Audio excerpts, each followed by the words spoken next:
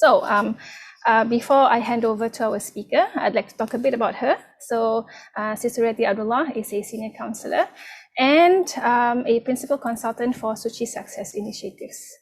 She is also the principal trainer in the area of many areas like marriage preparation course, parenting education, sexuality education, for children, for youth workers, and for parents.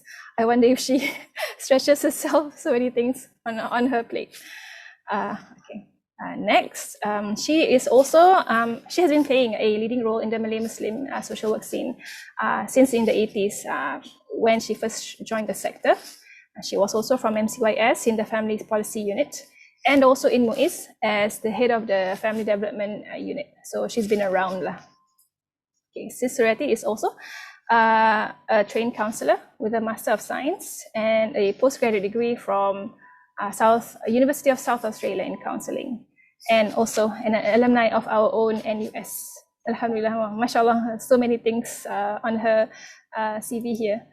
So, okay, I know that when we were when you are registering for the talk, we asked that you send any queries before we have our session, and the range of questions, mashallah, it's a lot. So I think it only shows how concerned you are with this topic. Some people still think of it as taboo. And I'm just so happy to know that even though many people don't know the what, the when, and the how, they are happy enough to attend and to learn how to do it or how to do it better. And we are hoping that Sis Suriati will be able to guide us and show us some enlightenment with regards to the what, the when, and the how, right, Sis Suriati? So hopefully we can cover everything. Well, not everything, mostly what you have been asking. It will be incorporated in her slides. It will be incorporated in her, in her session. So that will cut down on whatever Q&A that we have later, inshallah. And that's what I'm hoping for. So without further ado, okay, Sis Suriati, can I hand over to you now? Okay, inshallah. Okay, أعوذ بالله من الشيطان الرجيم بسم الله الرحمن الرحيم الحمد لله رب العالمين والصلاة والسلام على سيدنا محمد وعلى آله وصحبه أجمعين رب اشرح لي صدري ويسر لي أمري واحلل عقدة من لساني يفقهوا قولي سبحانك لا علم لنا إلا ما علمتنا إنك أنت العليم الحكيم السلام عليكم ورحمة الله تعالى وبركاته. Alhamdulillah, thank you very much, sisters, brothers who are in this platform. And mashallah, I actually can see, just now I saw about 80 over participants who are in this platform at the moment. Yeah, so Alhamdulillah. And thank you very much to, first of all, to Perdaus for inviting me here to actually share with you on the issues of sexuality, communicating sexuality with young children. When Hatim was actually sharing my profile, I feel like a dinosaur.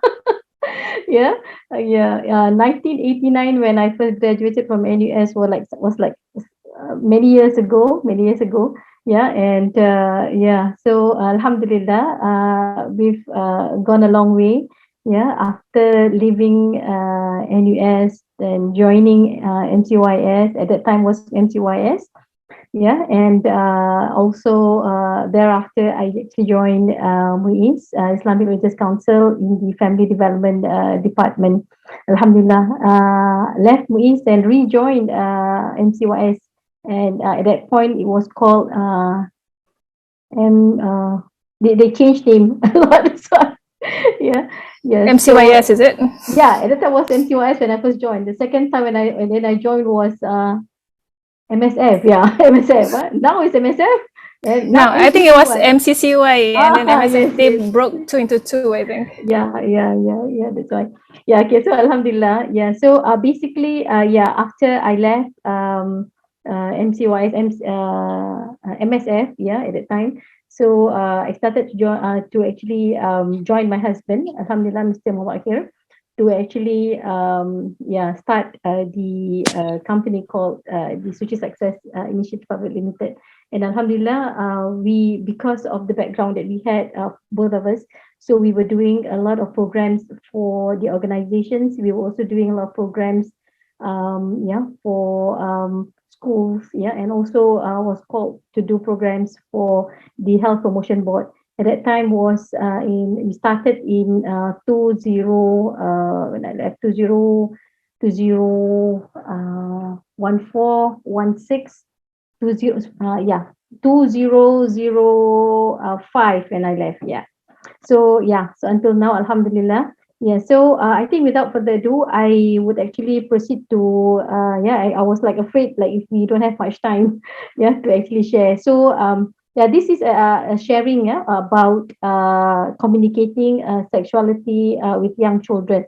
Now, I will be actually sharing from the perspective of a trainer, from a perspective of someone who has actually undertaken some of the programs or workshop and dealt with some of the cases, sexuality issues on the ground, Alhamdulillah. Yeah, but it is not exhaustive, I think, and there are a lot more sharing and experiences which I think can be shared amongst the participants here who are also parents, yeah, I think, and also parent educators, if I'm not mistaken. So this is just a sharing. So inshallah, so correct me if I'm wrong in any ways. I think some Asatiza also here. Okay, right. So okay, inshallah. So please let this be an interactive program so that if you have any questions to ask, you can just stop me along the way and ask any questions. Yeah. Okay, so I shall proceed, inshallah. Yeah.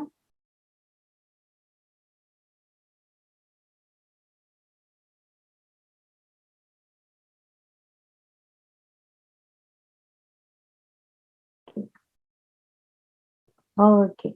Right. When we talk about the sexuality education in the context of today's society, yeah, there are a lot of misunderstanding on the ground on the issue of sexuality. Yeah, as I mentioned just now, that sexuality education actually has started way back 10, I think in Singapore, 10, 20 years ago. And I was just sharing with Sister Hatim that actually, if you talk about some of the organizations, some of the institutions, when they started with the programs, the sexuality programs on the ground, a lot of institutions, like I think yourself, focus on the family, and some of the Catholic, some of the Christians organizations started with the sexuality education programs on the ground, at schools, at institutions. For the Muslim community, they started with sexuality education way back in 2001 to 2010 to 2008. They started already, and we were called at that time by HPB, Health Promotion Board, to do programs for the masjid, for the mosques, for the organizations, as well as for the mosque and for the madrasas as well. Yeah, so sexuality education in schools, in institution, and in families as well. So sexuality issues in the social spheres, I think there are a lot of issues over the years. There are a lot of issues that actually came up, and yeah, and sometimes I think I mentioned in my posting where these are treated, I mean, in our community, correct me if I'm wrong, it is treated as a very sensitive topic. Yeah. And some people, some parents, afraid or do not have the confidence to actually talk about it, to discuss about it. Some parents, as we met along the way, basically do not, were not upfront in their dealings with their children. Yeah, so some of the topics were either not discussed or not talked about in the families and in the community. So there are a lot of misunderstanding. So, but whatever that we have done is actually to share with the teachers. Yeah, back then. Back then on how or the approaches, the approaches in dealing with such sensitive issues. So it was actually a program. So Sexuality issues also, I think over the years, as you already know it, that it actually contributed to some challenges. It challenges some of the religious values, some of the social values and norms of the family institutions. I think because of the social media, children and students at school get the information from the internet, get the information from friends. Yeah, so they tend to question some religious values. So all the more reasons parents should be equipped to deal with these issues, to deal with this problem. Yeah, so yeah, I'd like to share with you some of the survey that was actually conducted. It was a survey which is conducted in 2008, 2009, and the result was actually published in June 2012. You can actually see the reference there. There was a majority, 80% of the caregivers considered in the survey, in the outcome of the survey, considered talking to their children about sexuality issues such as abstinence. Abstinence means do not participate in sexual intercourse before marriage, consequences of premarital sex, and using condom as an important topic. However, significantly lower percentage, about 60% felt comfortable, only 60% felt comfortable and confident in doing so. So the conclusion of the survey said that caregivers generally felt it was important, but were less comfortable and not confident in talking about sexuality issues with their children, which leads to a lower frequency of caregiver or even parents to talk about sexuality with their children. So the question is now, what happens when parents or caregivers do not talk to their children on sexuality issues? Yeah, so this is a very major issues that we have to deal with in our community. Yeah, when there is a gap, there's a big gap between the information that the children get from the internet, from their friends, okay, and with what our values as Muslims, what our family values that we hold on to. So so the importance here of effective communication in the family, very important for parents to talk to their children on sexuality. So children and young parents, as I mentioned just now, rely on social media for news, rely on internet for information. So they learned about the issues of sex and sexuality from friends and internet. So it is they may make the wrong decisions. They may make the wrong decisions as they go along. So parents are no longer the only source of information. I think all of us know that parents are no longer the source of information, because the information comes from various aspects, comes from various sources. Yeah. Okay. Am I doing okay? Any responses? It's like talking to myself. You're doing great. Okay. All right. So now, yeah. So as I mentioned just now, communication becomes an important aspect. Why is important is to bridge the information gap, to inculcate and to form, to reinforce good values between parents and children. Yeah. So when we talk about communicating sexuality issues, then it has to be done with honesty and accurately. Why do I mention this? Because as I said earlier, some parents, what they do is basically they either they sugarcoat, or they make the whole issue on sexuality becomes quote unquote dirty, like oh, don't talk about it, this is something that you cannot even mention about it. And the terms that some parents use are not the accurate terms, right? And they either totally do not talk about it, or when they want to talk about it, they are not being accurate. Yeah. So parents and parent educators, to me, to us, must have the correct attitude, the right knowledge and skills on how to talk about sexuality with their children. So the correct attitude meaning here is that, let's say if they are not well versed in certain areas, on in certain topics, yeah, they need to get the correct information. They need to have the confidence to share information with their children. If they do not have such confidence, if they do not have the information, yeah, they need to find the information, of course, and talk to talk to people who have the knowledge, talk to asatiza, get information, and clarify certain issues. Yeah, and that's where, and when they clarify, when they get the information, then they can actually share the right information to their children.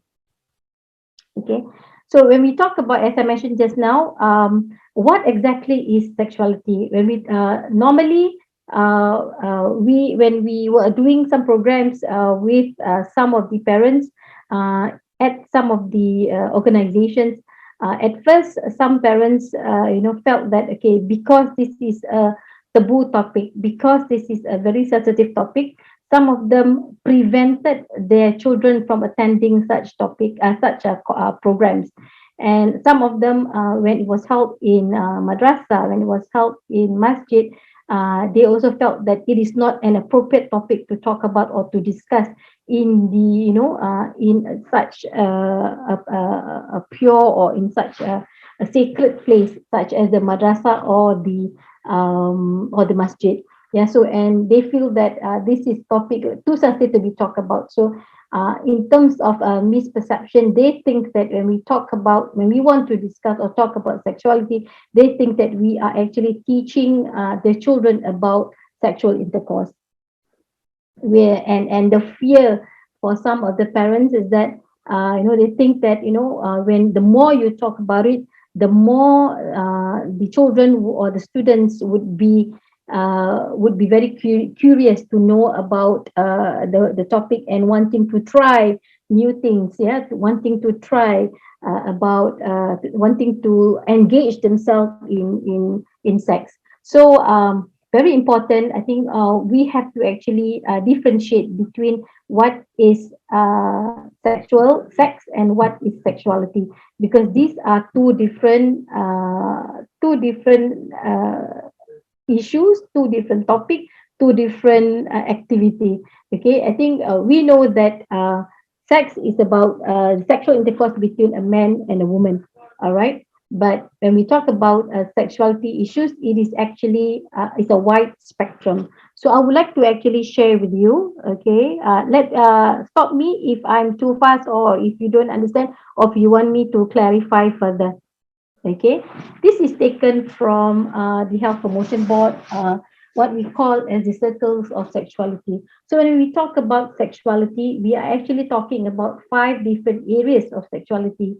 So when we share about sexuality, these are actually the circles of sexuality, which is we're talking about the sensuality, the body image that one has, the fantasy, and we're talking about intimacy, caring, sharing, loving, or liking. When we talk about sexual feelings or attitudes, this actually in relation with intimacy. When we talk about sexual identity, okay, it is actually within this sexual identity, this gender identity, the topics on gender identity, on gender role, on sexual orientation. So circles of sexuality, when we talk about sexuality, there are 5 different areas here: sensuality, intimacy, sexual identity, sexual health and reproduction, and sexualization. So here, when we see sexuality issues, they come in these categories. So it's easier for us to actually understand and also move on to actually address the issues within the different spheres here. So if you can actually see the definition of sexuality itself, it is actually a body of knowledge in understanding self and his or her social interactions in relation to his or her, the 5 issues just now, which is the sensuality, the intimacy, sexual identity, sexual health and reproduction, and sexualization. Now, when we talk about sexuality, to me, okay, that you cannot talk about these issues, you cannot discuss about these issues, or have knowledge and perceptions of these issues without taking into considerations of life or religious values, of one's life or religious values, because you cannot discuss about all these areas in without any proper framework, right? So that is why one's religious values or one's values play an important role in giving these issues some understanding and some depth. Yeah. So knowledge, attitudes towards human relationships and reproductions are key aspects. Okay. So before I move on, I'd like to know whether if there are any questions about this. Any questions? Ada? Is it clear, or you want me to move on? I think we can move on. Can move on, huh? Yes. Okay. All right. Okay. So when we talk about the outcome, why are we very concerned? Why are we concerned? Why sexuality education becomes a very important topic now? Okay, because of the recent issues on sexual harassment. Okay, do we understand what is sexual harassment? So when we talk about sexual harassment, okay, if we have these circles of sexuality in our mind, then we know that sexual harassment actually comes in the area of sexualization. So it is part of sexuality. Okay, what is one's understanding of this sexual harassment? Right. So it's easier for us um, to see things in proper perspective. Right. So as I mentioned just now, so what actually is the outcome of sexuality education for this? When we talk about this age group, which is the young ones between the age of 4 to 12 years old as a Muslim parent. So to me, the outcome of this sexuality education should be to establish good parent-child relationship. That's, I think, key. If you do not have a good parent-child relationship, it is very difficult for the parents to talk to their children about sexuality or even about any other issues. Yeah. So, and secondly, to ensure inculcation of good Islamic family values. I think this should also be an outcome of sexuality education. So it is not something where we just discuss, we address, and we forgot about what is the objectives of this talk, of this discussions all about. Yeah. So, and of course, very important is to produce healthy young children and teenagers who are aware of his or her self-development vis-a-vis his or her positive sexuality development. So when we talk about sexuality development, okay, we want children to be aware. We want children to be to know of his or her development, right? And very important, lastly, to actually to prepare him or her for the onset of puberty. So we talk all this as a Muslim parent, to me, in the realms of the Islamic perspectives of what is good and what is bad for what is the positive sexuality development for for the children in the family.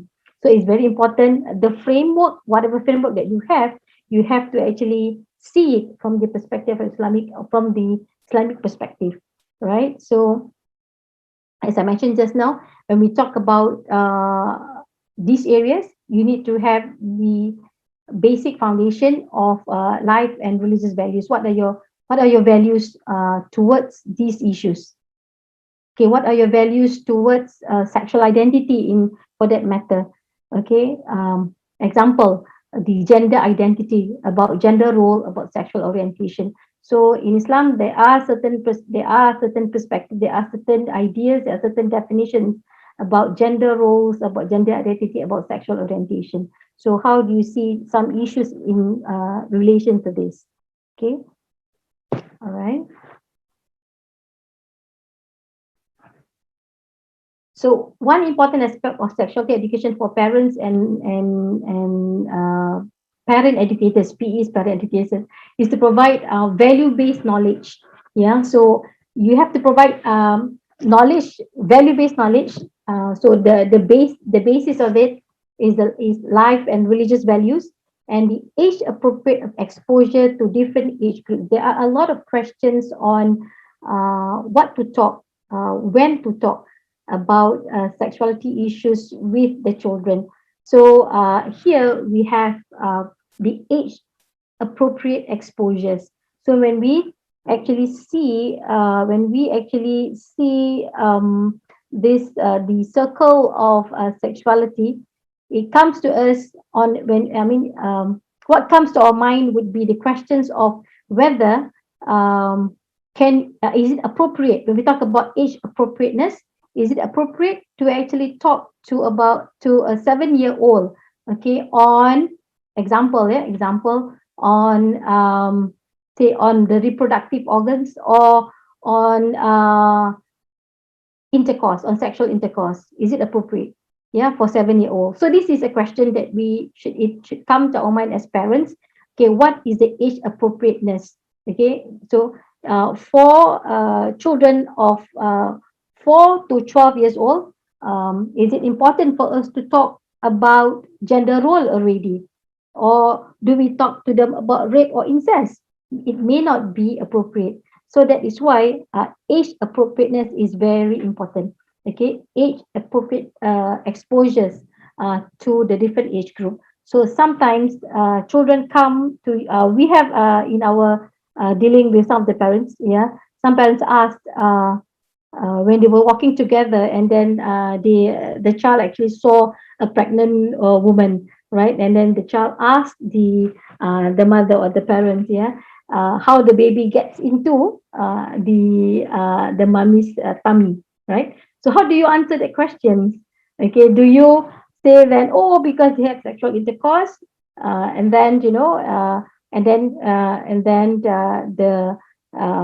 baby gets into the mummy's tummy? Do you say that, or what do you do for 7, or what will be enough for the child at 7-year old to understand how the baby comes into the mummy's tummy, right? So here, these are, as I mentioned just now, the age appropriate exposures to the different age. We have to know what are the age appropriate exposures for the child, because sometimes, okay, when you say that, okay, they are married, okay, they have to be married. This is what we call as the teachable moments, yeah, where you can actually teach the child on sexuality issues. So when you talk about sexuality issues, it's not necessarily being very formal about it, that you must have a time for it, where a specific time for it, for you to talk about issues relating to sexuality to your children, right? So sometimes these are teachable moments where you can actually take advantage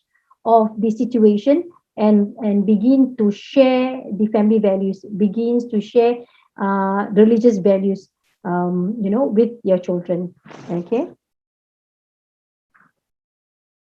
Okay. So this is the questions about some of the questions which we saw. Okay, in some of the that I think Ms. Hatim was talking about. Yeah.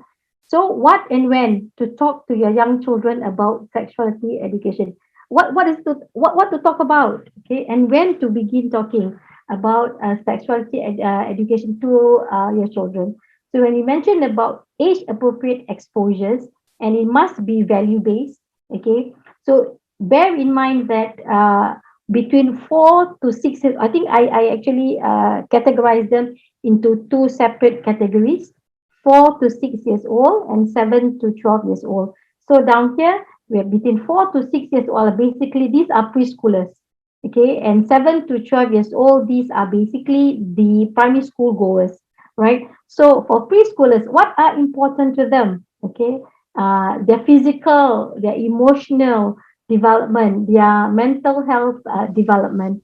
So to them, for the preschoolers, social development is also important, which some of the teachers, which the curriculum actually teaches, right, to socialize between the girls and the boys, between the girls, between the boys, right, and then issues in relation to sexuality with regards to 4 to 6 year old may be different, okay, for the 7 to 12 years old. So likewise, the sexuality issues for teenagers would be different for the younger age group. So it is important for us as parents and also for educators to know what to talk about and when is appropriate, right? So the what here are basically some of the issues that we can actually think about when we want to start talking about sexuality issues with our children. So we can see for preschoolers, what are important for preschoolers? Okay, for the primary school goers, what are important for the primary school goers?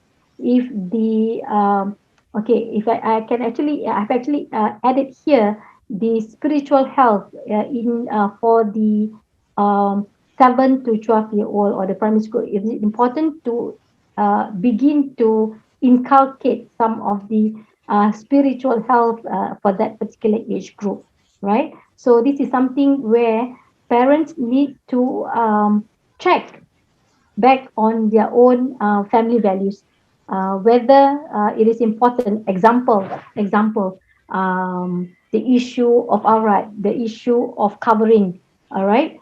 Do you think it's important to address that issue within this 7 to 12-year-old? Some parents find it very important to actually begin, introducing, example, the covering or the aurat of aura for the girls, yeah, between that particular age group. But some parents do not feel that it is an important issue to deal with or to address at that age, as long as if they have not reached puberty, right? So as Sis long, Suriati, yeah. yeah, I think we got a question here on what is spiritual health. I mean, how do you define it? I think it helps with the discussion. Okay, to me, spiritual health basically, what as I mentioned just now, what are the issues that you want to introduce at this age group? Contohnya, example I speak Malay and English together boleh eh? So, example, the issue of fiqh, the issue of tahara, the issue of cleanliness, okay, which are taught, I think, at this age when they go to madrasah, then they go to primary school, the part-time madrasah, if they're going to national schools, yeah. So, yeah, these are taught in part-time madrasah or even in some of the fiqh classes, even about solat, right? This is the age group where you want to actually begin to inculcate such values, such religious values, such so these are the spiritual health and spiritual development that you would want, because this is the age where children will be following or will still listen, would still follow, would mirror parents' behavior and attitudes. So this is the time where you can actually inculcate such values. So this is what I meant by spiritual health.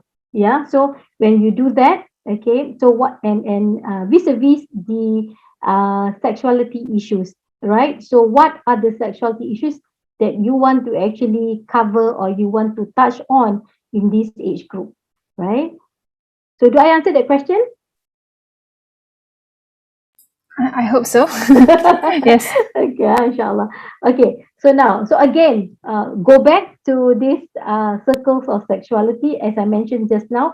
What are the areas that we want to cover or we want to touch on or we want to begin talking to our children at different age group? For the younger age group, for the preschoolers, right? So body image is an important topic. The anatomy of or the reproductive organs. How do we introduce this topic? In fact, I think the curriculum for the younger age group, they already talk about the anatomy. Correct me if I'm wrong. Okay, and then the issues of being a boy, being a girl, right? These are also the gender identity. This is also being talked about. All right. Of course, the area of, I think this one is for the early the preschoolers. This is not being talked. This is not talk about sexualization. It's not right. Okay, so I go one step further.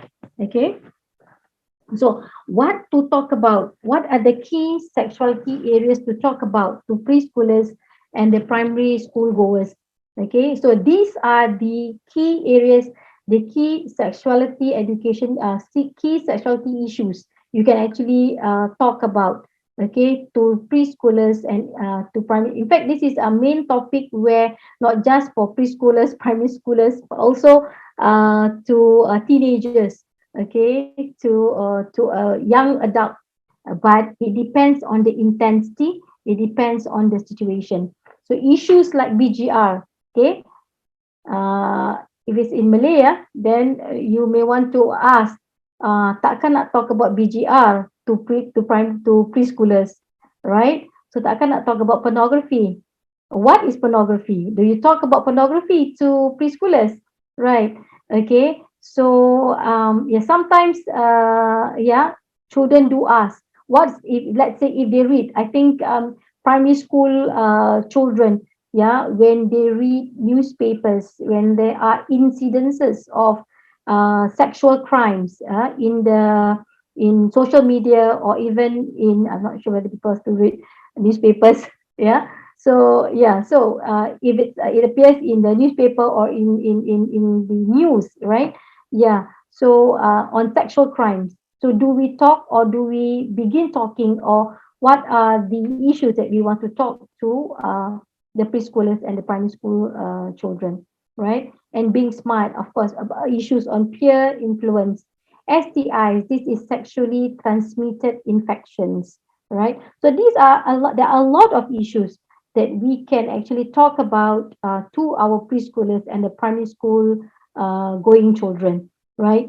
The issue of touching, when we go to a certain extent, there are a lot of issues that we can talk about it for the preschoolers, and the intensity is very different for primary school going children, and the intensity or the depth of this topic alone on touching is also very different when we talk to teenagers about the issue of touching. What is safe touch, yeah, and what is a not safe touch, not safe, illegal touch. Okay. Later we will discuss further on because I'll be giving an example of touching. All right, on the issue of touching. Okay. So Hatim, how many more minutes that I have?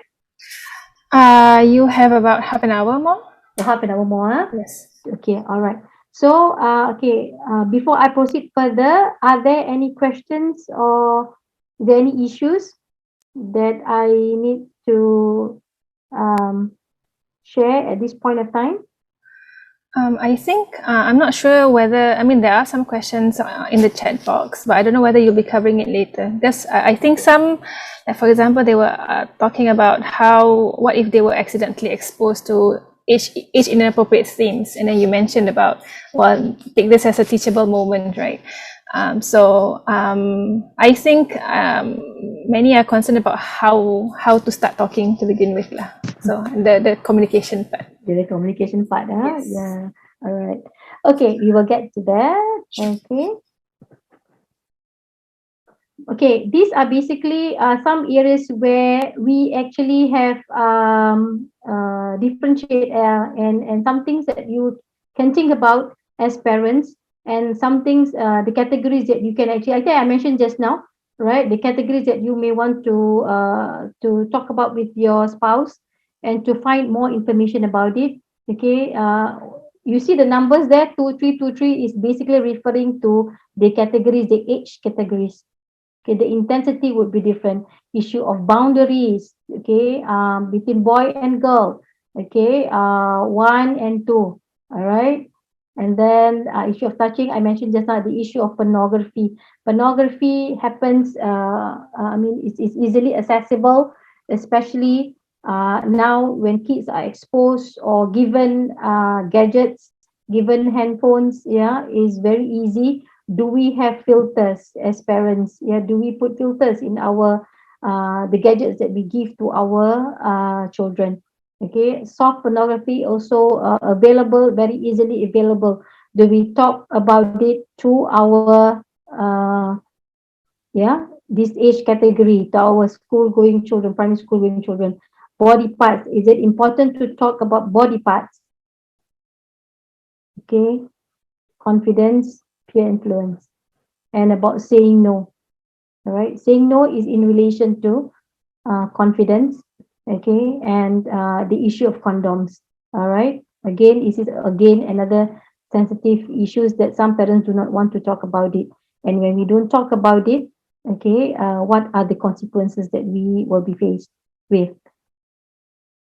Okay, a lot of, so when we talk about what to talk about, there are a lot of issues to talk about. So these are some ideas or some topics where you can think about when you want to begin talking to your children about sexuality issues. Okay. Okay, so now that you have established what and when to talk, okay, the age categories, the age appropriateness, so how to talk, this is where I think most parents are very concerned about how to talk. Okay, I will not, so I will visit later. Okay, so basically, what the model that we use on how to talk to your children about sexuality issues, this is the chat-me model. The chat-me model is something which we come up with, okay, from Suchi Success. Okay, it's called the skill method, where skill means, okay, S stands for situation. We talk about seizing the teachable moments when there are situations where something happened in our family, or something happened in the school, or something happened outside. Okay, the child bring back to the family. Okay, and ask questions to the mother, ask questions to the father. Okay, on certain issues relating to sexuality. So these are basically teachable moments where we can actually share with the child what our views are towards that issue that is being asked, and then what this is the moment where we share with our children about our own values, about our the religious perspective to it. Okay, and when we want to talk to our children, very important, of course, we need to have the knowledge and have the correct knowledge. Example, if they asked about uh, sexually transmitted infections, STI, okay, maybe they learned about it in school, because in school, the sexuality education curriculum, they do touch about STI. Okay, if they come back to a home with the information about STI, okay, mommy, how why does STI, can we get STI? I mean, can I get STI? Sometimes young children are very curious, right? So how do we answer that? And if we do not have the information, if we don't have much information about it, go and find out. And it's always okay to talk to our kids or tell our kids that mommy do not have the information right now. Let me find out more about it. I come back to you about this. Okay. Or let me talk to, let me discuss this with your father. Let me find out more information about this. Then we can discuss about this. So it is okay to actually, yeah, delay the question, the responses or the answers. Okay. And I means interact.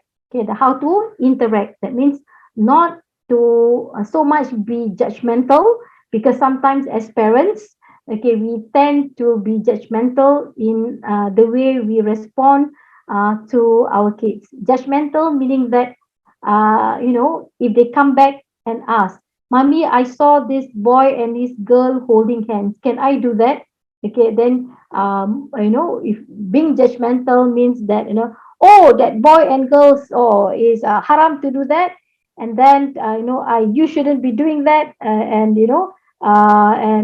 Of course, you can actually give some of your values or some of the your views, right? But the way you present your views, the way you present your sharing, okay, must not be in a way that you stop the child from asking for the questions, yeah, and then you make judgment on something which you're not sure of. All right, okay, or we have not got the overall information. Okay, be localized means be focused and be age appropriate. I think I mentioned a lot about being age appropriate. Some issues, some topics are not appropriate to be talked about, to be discussed with a certain age group, or sometimes, a simple response is enough. It will actually be enough for that particular situation. All right. And then last is to actually learn from the experience, meaning that firstly, when we want to begin to talk about it, when we are conscious about talking about sexuality issues with our children, yeah, sometimes we are we being very odd, right? Yeah, and then but we can learn from the experience. We can discuss the issues first with our spouses, come up as a team, and come up with an appropriate answer to respond to your children accordingly, right? So this is the how to communicate sexuality issues with your children. So there are questions about, I think I also touched about it just now, being formal or informal, whether should we be like, okay, children, today mommy is going to talk about, okay, about condoms. Okay, so do you think the child will open up? Do you think the child will, talk to you openly, all right, about that issues? Okay, sometimes, okay, when you talk in that manner, they would just, close up and will not open up. All right. So as I mentioned just now, the talks can be planned. It can be planned, but it's not necessary being formal. But when you have a plan, you need to create sometimes the teachable moments. Sometimes teachable moments do not just happen, there and then, but you need sometimes to create that moment. Example, um, of creating teachable moments is like, going out. Yeah, so going out together. Okay, we always recommend, yeah, for mothers to speak to the girls, gender, basically gender appropriateness. So meaning that mothers speak to the girls, and the fathers speak to the boys. Yeah. Why do we have gender appropriateness? Because it is only natural for girls to identify with their mothers, especially in the area of sexuality. They will feel more comfortable to talk about sexuality issues, about the changes in their bodies as they go through, puberty and pre-puberty period. And similarly for the boys, they will feel more natural, more comfortable to talk or to discuss or to open up about puberty issues, about sexuality issues to their fathers. And there are questions where, what happens in a single parent families? What happens when there are only, mothers in the family? What happens when there are only fathers in the family? Yes, in single parent family, we would actually encourage, let's say, the same thing. Yeah, you need to find someone whom the girls can talk to. It can be someone, family members, such as close auntie, right? Someone, it could be also grandmothers to talk. Let's say if in the family, in a single parent family, is only the father, right? Is around, and in a single parent family where there are only mothers, okay, the boys can be encouraged to talk to uncles, to cousins who are adult cousins, all right, to grandfathers. But you must establish the fact that these adults share the same family values as you. Okay, that is very important. All right, you must establish that first before you ask your children to speak or to discuss matters with them. All right, and of course, you got to ask the children as well as to whether they are comfortable in the first place to actually discuss such issues, because sometimes, yeah, sometimes because of the closeness of relationship, okay, between the children with the single parent family. It is okay for them to open up and talk about it, right? So yeah, so there goes to the meaning that it is okay to talk, but again, at which comfort level that the child has, okay, to talk about such issues. Okay, so as I mentioned just now, these are the skills component: situation, knowledge, interact, okay, and then localize and learn, okay, about on how to talk. I have one example on one issue on how to talk or to begin talking to young children about sexuality issue. Okay, so you pick a topic. So example, the issue about touching. Okay, hold on, I take a drink first.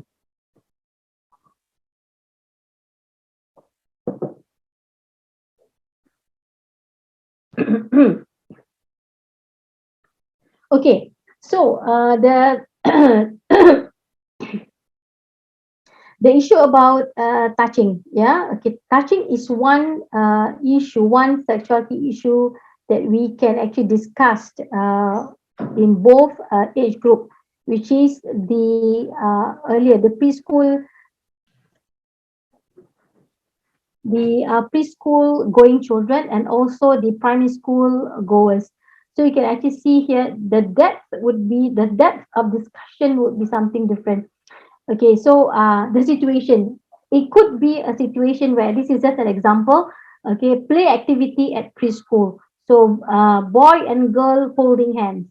Okay, so the boy or your child come back, okay, come back home and share with you.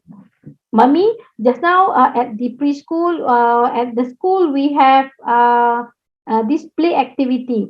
My teacher asked me to hold hands with the, let's say if your child is a boy or is a girl, or whichever gender, doesn't matter. Okay, my teacher asked me to hold this boy's hands.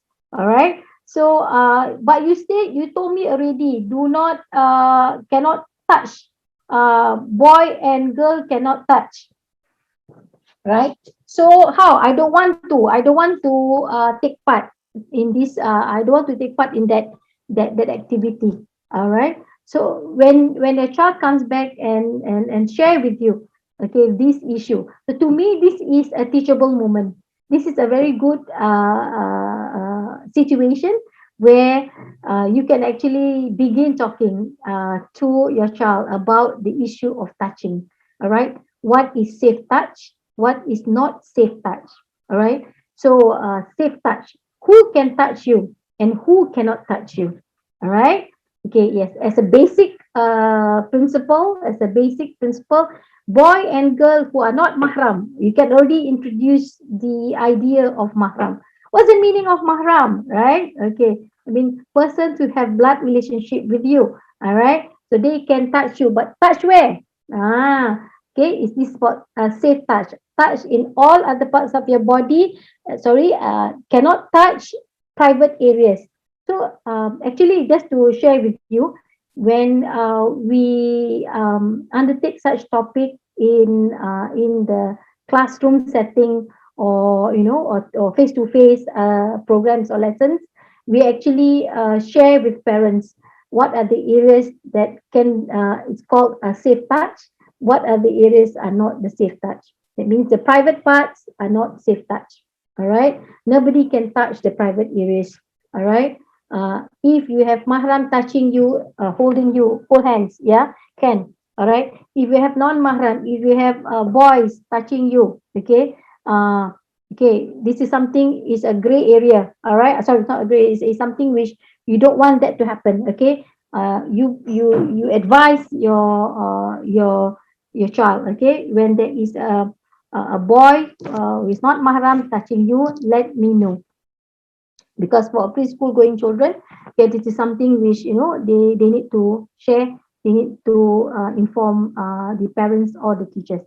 All right, so in this activity, okay, what is it that you want to share with the child? Search information on issues of touching for preschoolers, whether this is something which has been going on, check with the center policy, and check with your own family values. Do you want that to happen in the preschool? Do you, and what is your own family values? Check with your spouse. Do you want to allow that to happen, or you don't want that, to allow that to happen? Okay, what is the age appropriateness? Is it a big issue about holding hands? All right, you may want to talk to the center, to the teachers at the childcare center, okay, at the school, okay. My child cannot touch a boy. My girl cannot touch a boy. She can only touch, she can only hold hands with a girl. Okay, this is something which you need to take up, and this is something again you need to talk to your child, because he, or I mean she, needs to in her social interaction, okay, with the other children in the school. All right, she can be classified, quote unquote, classified. Hey, you ugly duckling. Contoh example, ugly duckling, or I don't want to friend you because you don't want to touch. All right, and this is something which again the issue where you need to bring up. Why you do not allow such thing to happen? Is this a big issue? Now, for some families, it is okay as long as they have not reached puberty. They will allow that to happen. Holding hands is okay, all right, as long as it is a safe touch, which is playing games, playing activities, right? For some families, these are the values that they hold on to, which means it's okay, touching is okay. You don't and even the issue of aurat and everything is okay, doesn't matter, all right, until she attains a puberty. All right, so again, these are the family values that some families hold on to. All right, so you've got to be consistent here and check with your spouse and share the appropriateness with your child. Okay, so again, in these instances, you may want to ask the child, okay, what about her own comfort level? Okay, how she feels about the whole thing. So this is where you share your thoughts, you share your family values. Okay, so again, focus on the topic. Do not discuss other issues. If if the child is satisfied with your responses, okay, Alhamdulillah. All right, and then learn from this episode, and then how you can improve on the next topic. This is just about touching preschool. All right. So what about? I give you another example. What about touching for primary school going children, because they are older? Okay. So when they are older, okay, is holding hands allowable? All right. So now, primary school going children, is holding hands allowable? So what again? What are your family values again? What or do you want to allow that to happen? Okay. So let's say in sports activities, yeah, in sports activities, or maybe in some activities in some schools where they have dancing, example, and then so where they need to touch, where they need to body contact, example, yeah, body contact. Okay, what again, check your family values. Okay, do you allow that to happen? Okay, do you not want that to happen? If you do not want that, if you do not want that to happen, example, sports which are which requires body contact. Sports which require body contact, example, like what uh, Rugby. rugby. Rugby, a lot actually, taekwondo, yeah, and then and then if there are interaction between boys and girls, okay, so again, you will need to actually not really confront lah, address the issues, okay, with the teachers, what are allowable and not allowable. And at that age, school going children, primary school going children, at that age, the child would already form some values, some views about certain things, and he or she will question your values. Kenapa? Why I cannot do rugby? Why I cannot do dancing with the opposite sex? Why? Okay, should be okay. What, my friend can do it, why I cannot do it? All right. So again, your values, you would have to actually come out with your reasons for doing certain things, for allowing certain things. So you need to again, the issue of touching, okay, dalam Islam apa, sama ada boleh atau tak boleh. Do we want to maintain our distance? But now during COVID dah tak boleh lah, contactless. All right. Okay. So again, so when yeah. So these are the areas. This is just a topic on touching. We have not. There are a lot other. There are a lot of other topics that we need to talk about. We need to find information. We need to actually form our own family values, our own um, rules of the house, yeah, before we actually share with our children. Okay, any questions before I proceed? Okay, I will not touch unless they bring up lah, or any questions in relation to that. Okay, that's actually one question here, which is in the chat box, which I am also curious to know. Yeah, so what terms do we use to preschoolers with regards to the naming of their private parts? Do we use actual names, or do we use euphemisms like the girl we call it the flower and the boy we call it the, I don't know, something else? So yes. Okay, usually, and I mentioned just now that it is important for the children to actually learn accurately, and to use terms accurately. Yeah, so sometimes memang in the Malay language, the semua tu kan. So sometimes yeah, parents are very malu, shy, ataupun didn't want to use those terms. But we can actually use the Arabic terms. All right. Even the usage of in English, the private parts of the girls, the private parts of the boys. All right. I think it is appropriate to use the correct terms.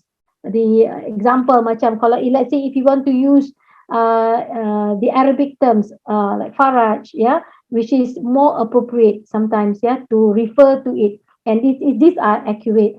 And in English, you may want to call the appropriate terms, because if you use euphemisms, it doesn't give the correct image, and also it doesn't give the correct terms, right? And all the more reasons this topic becomes taboo or something, or you make it like sound dirty in that manner. You do not put it as a topic to be discussed appropriately, right?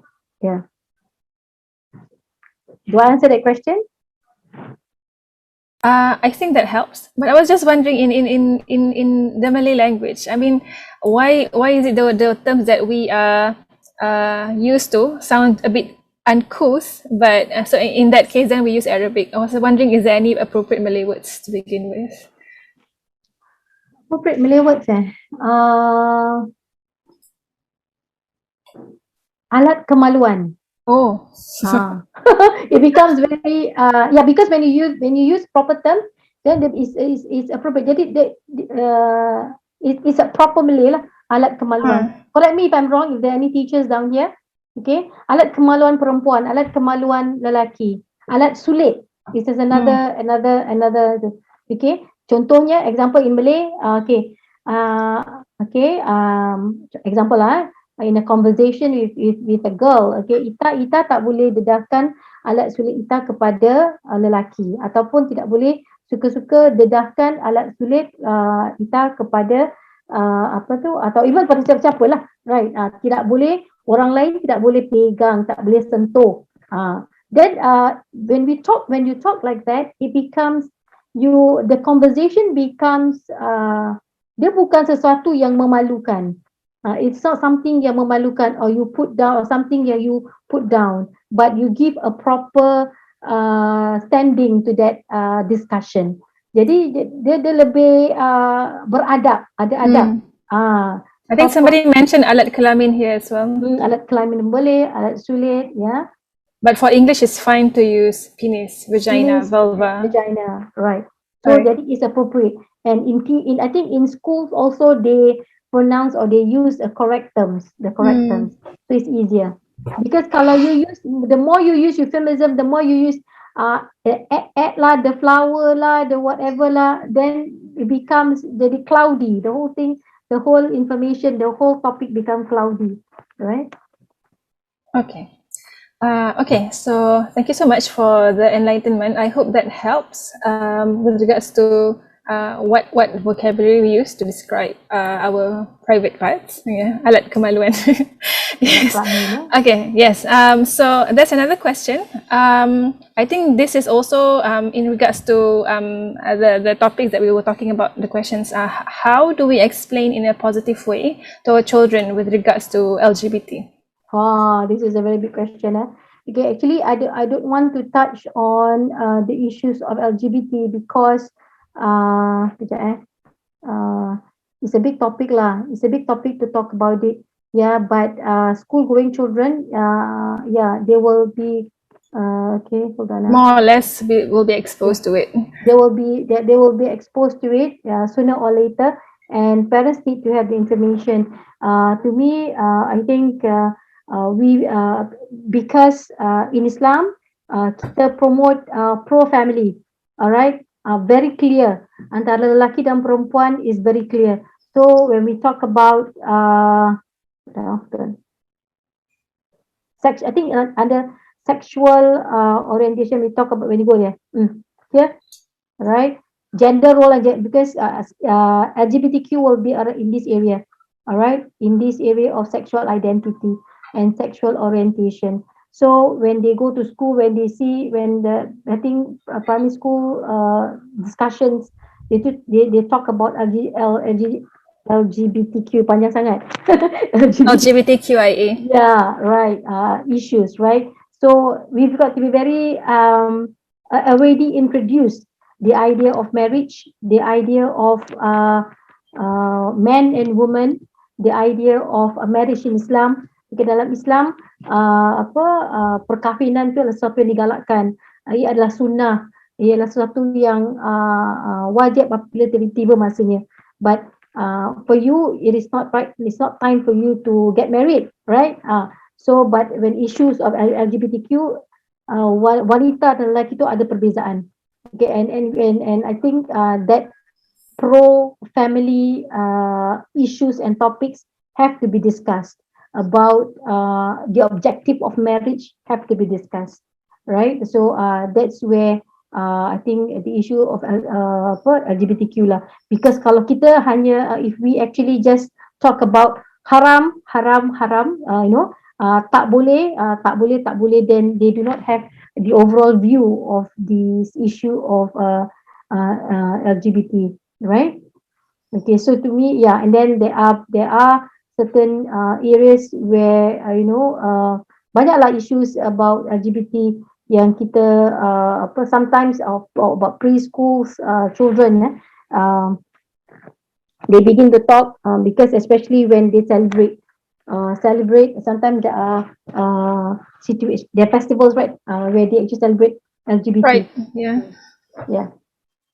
Okay. So in this case, like we talk them about the values of our families, but with regards to their friends, how do they relate to that lah? When they say that, oh, my friend is a lesbian or my friend is gay, so I mean I think they can to me that's why very important for the child to be equipped with the proper knowledge. Maknanya they already once they are equipped with knowledge such as what is important about marriage, what is important about lelaki dan wanita, ada tanggungjawab, their own responsibilities. So lelaki dan wanita itu very clear, jelas, very clear, right? So that does not mean that when they have friends who claim to be lesbians or claim to be homosexuals, okay, we can share with our children that okay, they have that ideas, but that does not mean that you have to share the ideas. You have to follow the ideas, all right? Because you are a boy, you are a girl, and in Islam, okay, a boy and a girl is very clear. All right. So you act as a boy, you act as a girl. If you have any issues to talk about, you can talk to me. You can discuss about. We can discuss about it. And in Islam, it is haram. It is haram, but that does not mean that you have to, accuse, or you do not befriend, right? Your friends who claim to be sexuals, or homosexuals or lesbians. All right. So yeah, so very important for them. Once they have the correct information, they are confident, so they are able to, not take on lah, but at least have some understanding. So they are not easily influenced with some values of the LGBTQ. So you're saying that it's the foundation to begin with. So when Yes. you have a foundation and when you have a good relationship with your children, Yes. it's easier Yeah. to relate, to talk with them about such topics. Such topics, correct. Yeah. Okay. I hope that suffices with regards to LGBT. Okay. Okay, so I'm looking back at all the other questions Yeah. from the form. Okay, somebody was asking about sexual harassment. How do you explain that to your primary school children? Okay. Okay. I think firstly, I think parents must understand what sexual harassment is all about. If you can see, go back to the circles of sexuality. Sexual harassment dah ada pun kat situ sebenarnya. Sexual harassment is in the area of sexualization. Why sexual harassment happens? What is the definition of sexual harassment? Okay, you can actually explain to your child. Okay, sexual harassment is when somebody, okay, verbally or non-verbally, not non-verbally as in sending text messages, okay, sending emails or cyberbullying, okay, that can be harassment, sexual harassment as well. Okay, when it happens, okay, what do you do? So for primary school going children, firstly, again, just now, sexual harassment, when they talk, when they bully you, when they, example, right, when they, some example, some comments or some commentaries made by girls even, when they have cyberbullying. Oh, you're not pretty. Oh, you're not. Oh, you're, example. We have seen this before. Oh, your boobs are small. These are sexual harassment. Oh, you do not have boyfriends because you are so. You are this and this and this. These are sexual harassment. Okay. So when this happens, they must know, they must identify. Okay, and who do they actually talk to? Who do they share that information to? If they are in school, they need to share that information with the teachers. Okay, when they go back home, they need to share that information or that incident, okay, with their parents. Okay, because, and they can talk about it to their parents, okay, about sexual harassment. All right, so jadi important for parents to understand what sexual harassment is all about. Okay, when there are connotations, when there are, when parents, when children,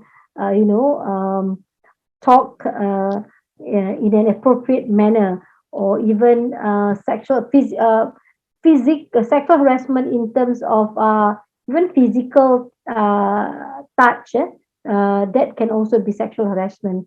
Okay, that means sengaja langgar, in purposefully, yeah, corner. Okay, those are sexual harassment, which I think the children must know, must be aware of. Okay, let's say they are brought to a corner, and then only them, only him or her with a group of boys or a group of girls. Yeah, okay, these are sexual harassment. Okay, what makes you uncomfortable, and when they call you by names, yeah, so these are sexual harassment which are not appropriate. So yeah, so for the victims, they must be aware of such things, and do not be afraid.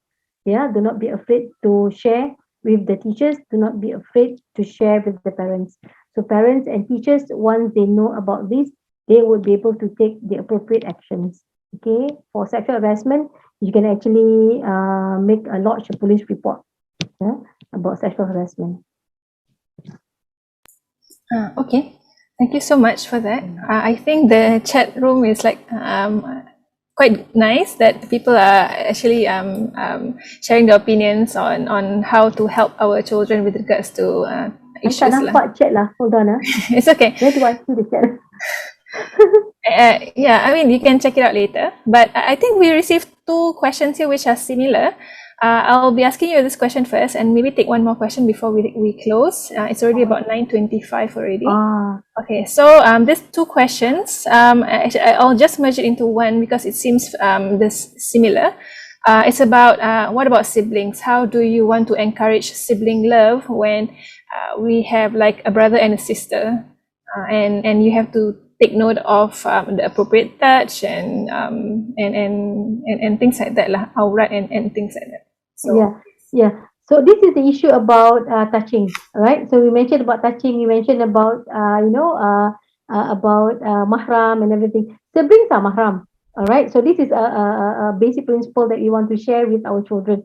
Okay, your siblings, your brothers, your sisters are mahram to each other. They can touch you. Okay, they can see some of your aurat. Some, not all. They can see some of your aurat. Yeah, and they can express their love. Okay, by touching, by putting appropriate what we call as the appropriate touching, meaning that like putting their hands on the shoulder, on the head, on the hair, on the face, yeah, touching. These are allowable. These are basically what we call as safe touches, right? But even between siblings, okay, it is not appropriate for them to touch their private areas. So again, there are boundaries, okay, which we want to actually share with our children. Even with mahrams, even with siblings, okay, there are appropriate, there are areas where it is called unsafe touch, meaning private parts are a no. Basically, cannot be touched by even by mahram or even by siblings, right? what about sharing a room? Okay, basically, these are boundaries which parents must, where possible, because we know that in Singapore, we do not, some families do not have the luxury of extra spaces, extra rooms, yeah, to actually separate, sleeping areas.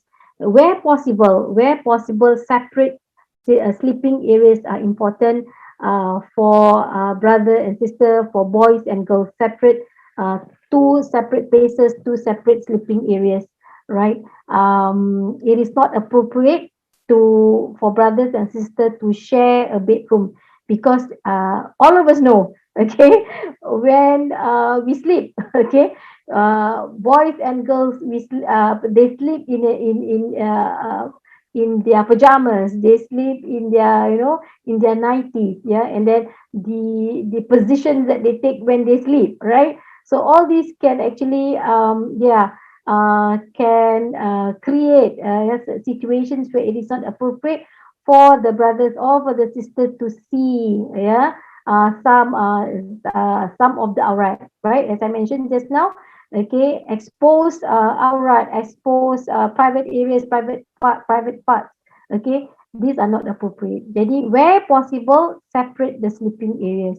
Okay, it could be, okay, that sometimes now what they do is boys sleep in the living room, yeah, the girls sleep in the rooms, right?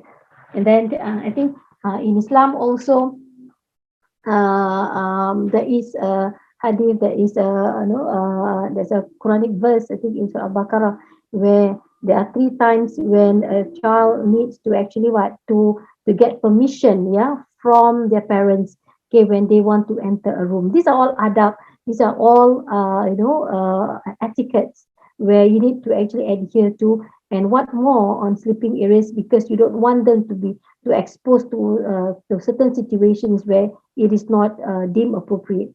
Yeah. So would you say that we have to separate them when they reach the age of puberty or before that? Because I think that when it comes to when they're still toddlers, it wouldn't matter so much, lah, right? But you know, at what age do we start to do that? 7 years Usually, old, bigger? usually if it's toddlers, as what you mentioned, maybe not that crucial. But then usually parents would want to start earlier when they go to primary 7 years and above, because when they start exploring their anatomy, when they start identifying, kenapa kakak ada ini, kenapa abang ada macam ini, kenapa berbeza, why is it different?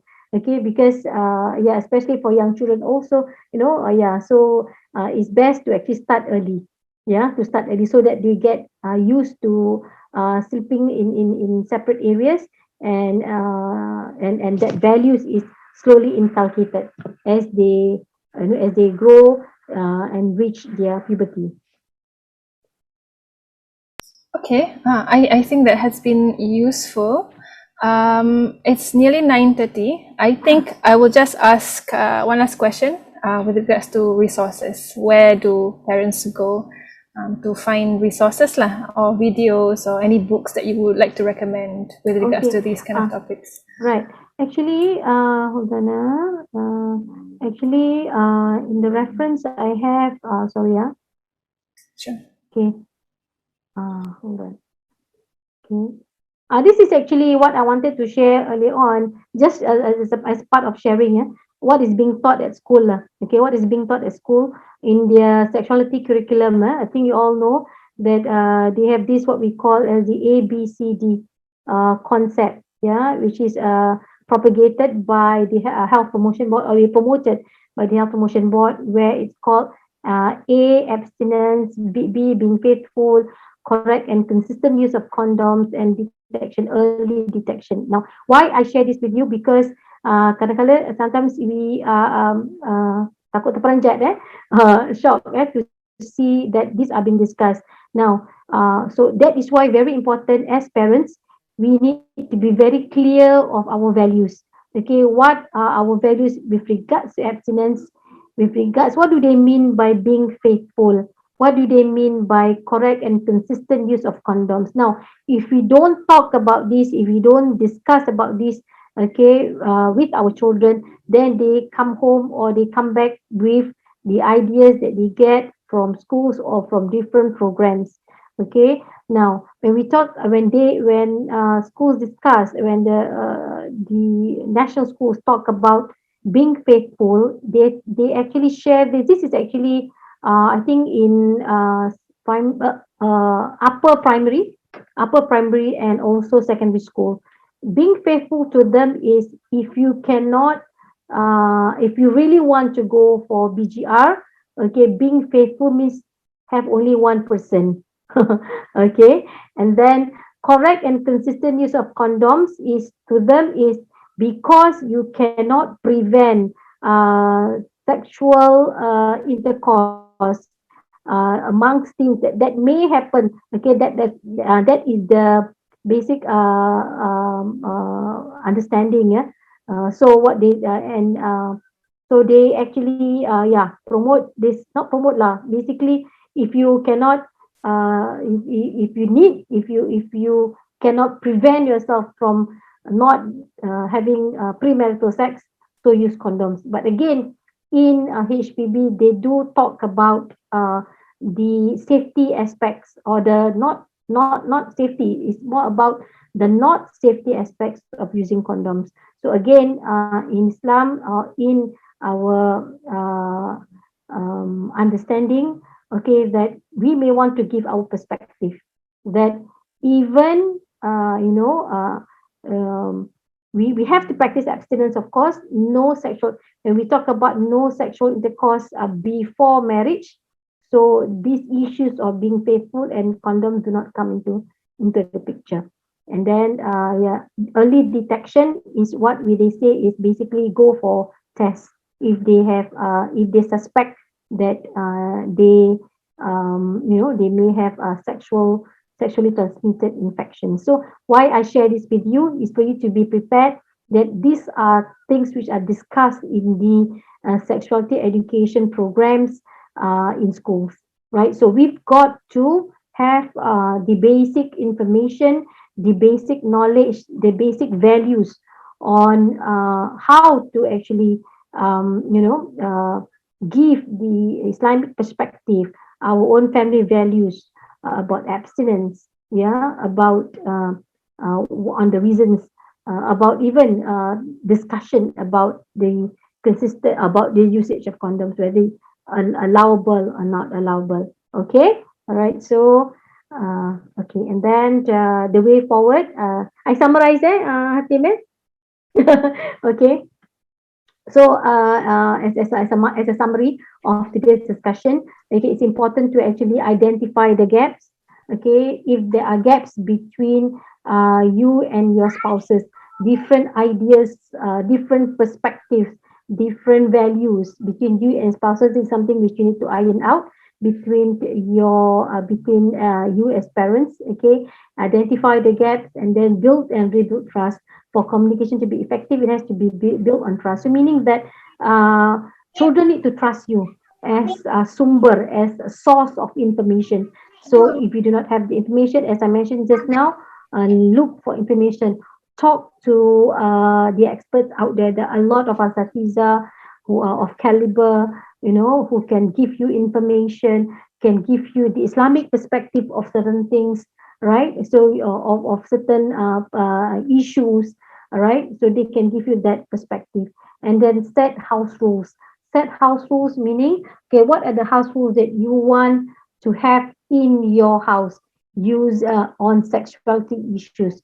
It could be, I mentioned just now, you raised the issue on sleeping areas, okay, on aurat at home, right? Okay, because this could be an issue. And then the use of language, and then the terms to be used when discussing about sexuality, yeah, and then the issues on the exposure to internet materials, whether you want to allow your children, your preschool or your preschoolers to be exposed to PG-13, PG, whatever, what is the, all those films, all those,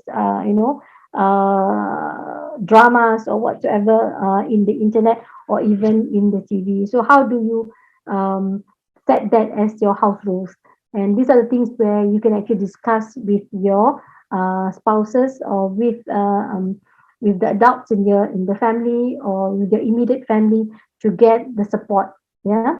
And then when we talk about references, there are a lot of references out there, and mainly from the book Tarbiyatul Aulad by Abdul Nasir Uwan, Pendidikan Anak-anak dalam Islam. There is a very big topic on sexuality education. All right, and I found a very good article by none other by Ustad Hanif from Perdaus as well, and he wrote a very good article on sexuality education. It's something where you can actually read about. And then of course you can also learn more information about some sexuality issues in the HPB website, Health Promotion Board, and then of course some other a lot of other information on the perspective of Islam about sexuality, right? Down here I do not touch on the very specific information on the Islamic perspective of sexuality, because this is something where I think you can look up, yeah, out there, right? And something where you can actually discuss with the asatiza as well out there, right? So I hope the sharing today has been useful and beneficial. I apologize if there are any shortcomings. Yeah, all that is good from Allah SWT, and all the shortcomings come from myself. Jadi, wabillahi taufiq wa hidayah. Assalamualaikum warahmatullahi ta'ala wabarakatuh. Waalaikumsalam warahmatullahi wabarakatuh. Thank you so much, Sis Suriati. I think for these references, I will share with our participants lah later on when we send them an email for feedback. I'm sure they would appreciate that. In the meantime, thank you so much. That has been such an enlightening session. Alhamdulillah. I hope that everyone here agrees as well. So I'd like to thank Sis Suriati again for this totally enlightening session for this past 1.5 hours. We will be continuing our online family festival for the next couple of days. If you would like to still join us, please head on to our website and just sign up for any other programs left, which is still open lah, inshallah. We hope you have enjoyed the session. Let us thank Sis Suriati again for a very beneficial 1.5 hours, Alhamdulillah. So let's close with Surah Al-Asr and Tasbih Kafarah. Bismillahirrahmanirrahim. Al-Asr inna fi khusr illa alladhina amanu wa amilu salihati wa tawasaw bil haqqi wa tawasaw bis sabr. Subhanaka Allahumma wa bihamdika ashhadu an la ilaha illa anta astaghfiruka wa atubu ilaik.